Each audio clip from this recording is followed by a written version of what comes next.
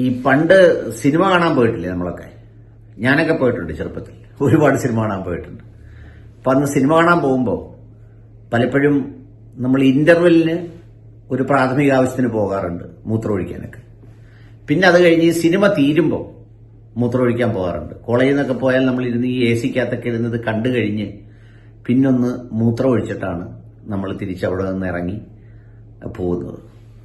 ഇതിപ്പോൾ പറഞ്ഞെന്താന്ന് ചോദിച്ചാൽ, ഈ മലപ്പുറത്ത് കുംഭമേള നടന്നല്ലോ.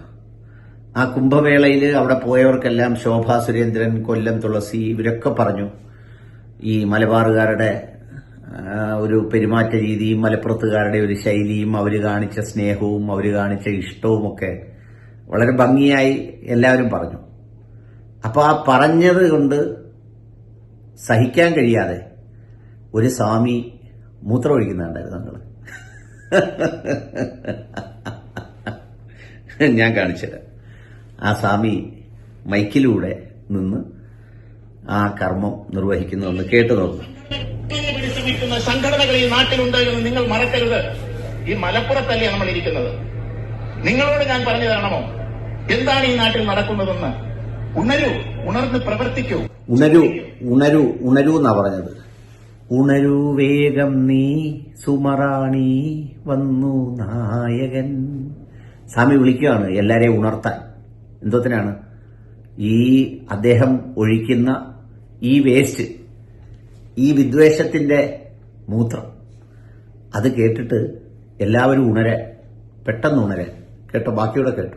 നാളത്തെ നമ്മുടെ ഭാവി ബംഗ്ലാദേശിലുള്ള ഹിന്ദുവിന്റെ ഭാവി ആകരുത്. പാകിസ്ഥാനുള്ള ഹിന്ദുവിന്റെ അവസ്ഥ ഈ കേരളത്തിലുണ്ടാകരുത്.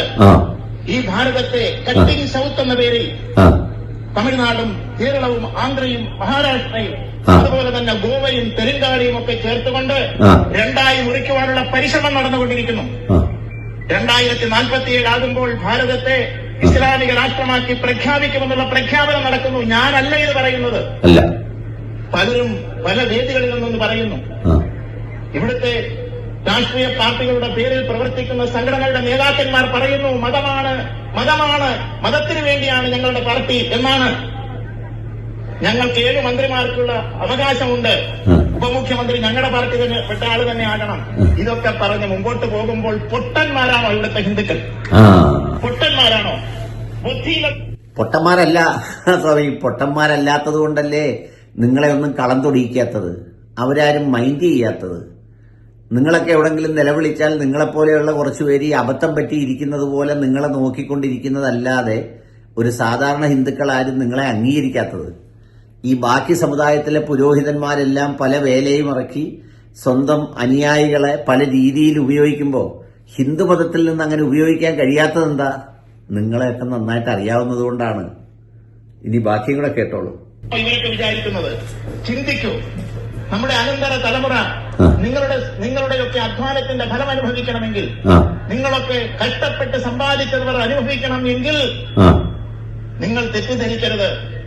ഈ ഭാരതത്തിലെ ജനാധിപത്യം നിങ്ങളെ സംരക്ഷിക്കും, നിങ്ങളുടെ മക്കളെ സംരക്ഷിച്ചുകൊള്ളും. ഭാരതത്തിന്റെ ഭരണഘടനയുടെ ആനുകൂല്യങ്ങൾ നിങ്ങളുടെ മക്കൾക്ക് കിട്ടും. ഇവിടുത്തെ സുപ്രീം കോടതി മുതൽ താഴോട്ടുള്ള കോടതികൾ അവർക്ക് വേണ്ടി നിൽക്കും എന്ന് ആരും വിചാരിക്കേണ്ട. കാരണം ഈ കോടതിയൊക്കെ പോകും. ഇവിടെ വരാൻ പോകുന്നത് ശരീഅത്ത് കോടതിയാണെന്ന് അവർ പറയുന്നു. അത് വേണമോ വേണ്ടയോ എന്ന് നിങ്ങൾ തീരുമാനിക്കൂ. ഇവിടെ വരാൻ പോകുന്നത് മതാധിഷ്ഠിത രാഷ്ട്രമാണെന്ന് അവർ പറയുന്നു. ഞാനല്ല. വേണമോ വേണ്ടയോ, അതിന് അവസരം കൊടുക്കണമോ വേണ്ടയോ എന്ന് നിങ്ങൾ തീരുമാനിക്കൂ. ഇതാ വസ്ത്രമൊക്കെ മാറ്റി നല്ലതുപോലെ താടിയൊക്കെ വടിച്ചാൽ ഇങ്ങനെ ജീവിക്കാനൊന്നും പറ്റൂല. ഹൈവേയുടെ പണിക്കൊക്കെ പോകേണ്ടി വരും. അപ്പൊ അതുകൊണ്ട് ഇതുപോലെ വേഷം കെട്ടിയും ഭജന പാടിയും മറ്റു പല സംഗതികളിലൂടെയും എല്ലാം നവദ്വാരങ്ങളിലൂടെ എങ്ങനെയെങ്കിലും ഒന്ന് കടത്തിവിട്ട്, ഇപ്പൊ സ്വാമി പറയുന്നില്ലേ, നമ്മൾ സമ്പാദിച്ചു വെച്ചതൊക്കെ നമുക്ക് അനുഭവിക്കണമെങ്കിൽ എന്തോ വേണം? നമ്മുടെ നാട്ടിൽ സമാധാനം വേണം. അങ്ങനെ സമാധാനം വേണമെങ്കിൽ എന്തോ വേണം? ഇത്തരം ആളുകൾക്ക് മൂത്രശങ്ക വരുന്നത് കൊണ്ട് അവർ കാഷ്ടിക്കുന്ന സാധനങ്ങളെ എടുത്ത് ദൂരോട്ട് കളയണം. ഇനി അത് മാത്രമല്ല, സ്വാമി ഇതൊക്കെ പറയുന്നെങ്കിലും ഇങ്ങനെയൊക്കെ നിന്ന് മൈക്കിൽ നിന്നേ പറയാനൊക്കുള്ളൂ. സ്വാമി പൂർവാശ്രമത്തിൽ ഏത് ജാതിയായിരുന്നു എന്നുള്ളത് കൂടി സ്വാമി പറയണം. എങ്കിലേ ബാക്കി സ്വാമിയുടെ അസ്തിത്വം തന്നെ അതിലെന്തെങ്കിലും ഭീഷണി നേരിടുന്നുണ്ടോ എന്ന് പറയാനൊക്കുള്ളൂ. സ്വാമിക്ക് ഞാൻ വേറൊരു കാഴ്ച കാണിക്കാം. സൗദി അറേബ്യയിൽ നിന്നുള്ള കാഴ്ചയാണ്.